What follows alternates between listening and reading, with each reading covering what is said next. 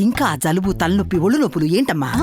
శాస్త్రి వామ్ 5 రూపాయల pack release అయింది కదా. శాస్త్రి వామ్ 5 రూపాయల ప్యాక్ రిలీజ్ అయిందమ్మా. నేటి నుంచి బడులు ప్రారంభమయ్యాయి. బడులు మౌలిక సదుపాయాలు కల్పించాలని రాష్ట్ర ప్రభుత్వము పూర్తి స్థాయిలో అమ్మ ఆదర్శ పాఠశాలల కింద నిజామాబాద్ జిల్లాలో 739 పాఠశాలలను ఎంపిక చేసింది. మనం నిజామాబాద్ జిల్లా డిచ్పల్లి మండల కేంద్రంలోని ఇస్లాంపుర గ్రామంలోనే ఇక్కడ ఉర్దూ పాఠశాల ఉంది.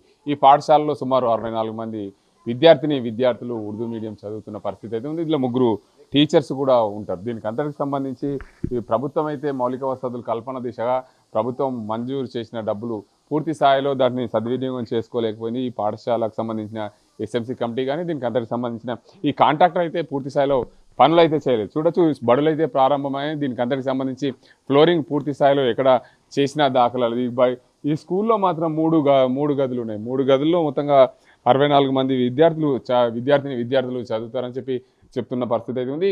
నిజామాబాద్ జిల్లాలో పూర్తిగా మౌలిక వసతుల కల్పన కోసం 39.38 కోట్ల రూపాయలు ప్రభుత్వం మంజూరు చేసింది. నిజామాబాద్ జిల్లాలో 1,12,000 మంది విద్యార్థులు పాఠశాలలో చదువుతున్న పరిస్థితి. ఈ విద్యార్థులు అందరికీ కూడా వాష్రూమ్స్, అదేవిధంగా తాగునీటి సౌకర్యం, అదేవిధంగా పాఠశాలలో ఉన్న బెంచీలు, దానికి అంతటికి సంబంధించిన కిటికీలు, అదేవిధంగా ఫ్యాన్లు, ఎలక్ట్రికల్కి సంబంధించిన మౌలిక వసతులు కల్పించాలనే ఉద్దేశంతో ప్రభుత్వము డబ్బులు మంజూరు చేసింది. కానీ ఎక్కడ కూడా పూర్తి స్థాయిలో సద్వినియోగం చేసుకోలేకపోతుంది ప్రభుత్వానికి సంబంధించిన పాఠశాల నిర్వాహకులు. ఎవరైనా సరే దీనికి అంతకు సంబంధించి పూర్తి స్థాయిలో ఈ బడులు ప్రారంభం కంటే ముందే వీటన్నింటినీ పూర్తి చేయాల్సి ఉండగా కానీ ఎక్కడ కూడా కాంట్రాక్టర్లు వీటన్నింటిగా పూర్తి చేయాల్సిన దాఖలాలు లేవు. ప్రభుత్వం ఇప్పటికే 39.38 కోట్ల రూపాయలు అయితే మంజూరు చేసింది.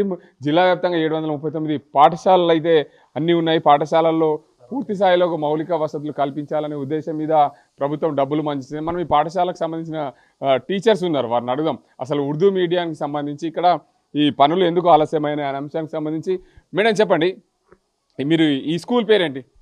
MPPS Islampura Urdu medium. ये मेरे पास 64 स्ट्रेंथ है, 3 टीचर्स है। इलेक्ट्रिशियन का काम कंप्लीट हो गया सर मेरे पास ऑलरेडी, और ये रिपेयर का मिनिमम ये जो मेजर रिपेयर है वो इंशाल्लाह कर देते बोल के बोले सर।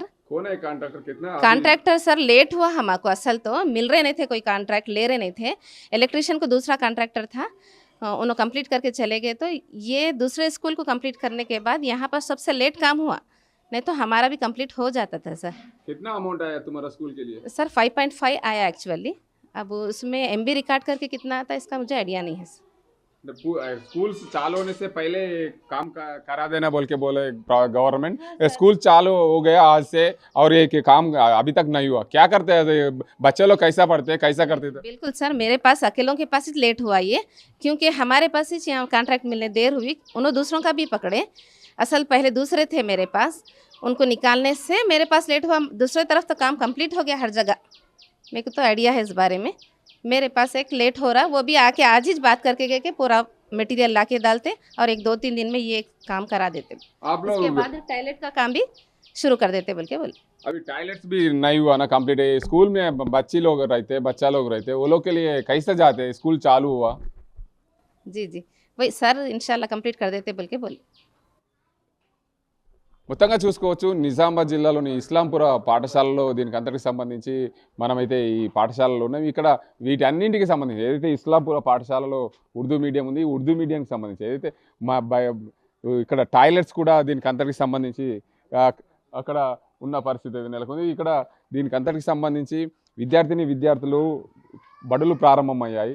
వాష్రూమ్స్ లేక చాలా పాఠశాలల్లో ఇబ్బందులు నెలకొన్న పరిస్థితి ఉంది.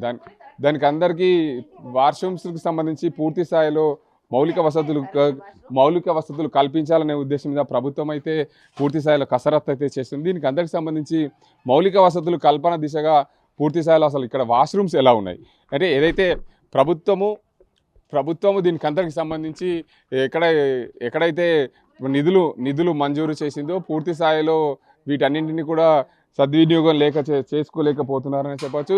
ఈ పాఠశాలలో అయితే బడులు ప్రారంభానికంటే ముందే ఈ మౌలిక వసతుల కల్పన కోసం ప్రభుత్వం అయితే నిధులు మంజూరు చేసింది.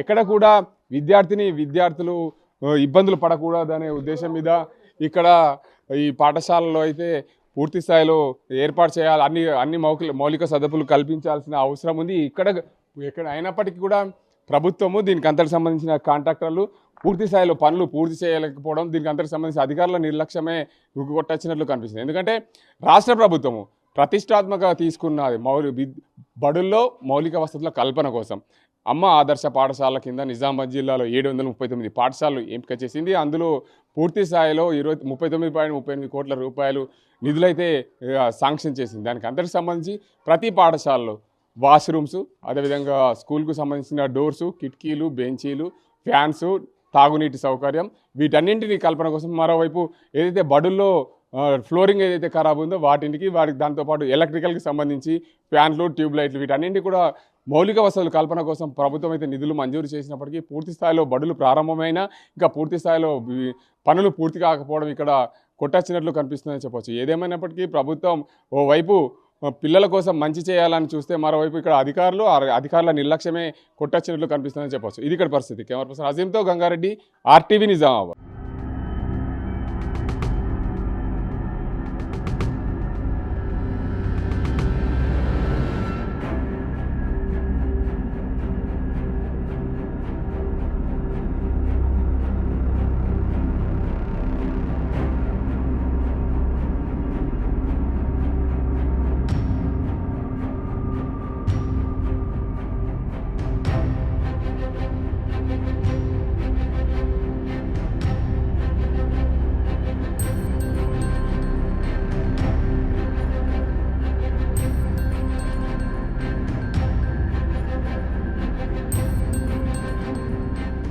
మరిన్ని వీడియోస్ కోసం ఛానల్ ని సబ్స్క్రైబ్ చేయండి. లేటెస్ట్ అప్డేట్స్ కోసం వాట్సాప్ ఛానల్ ని ఫాలో చేయండి.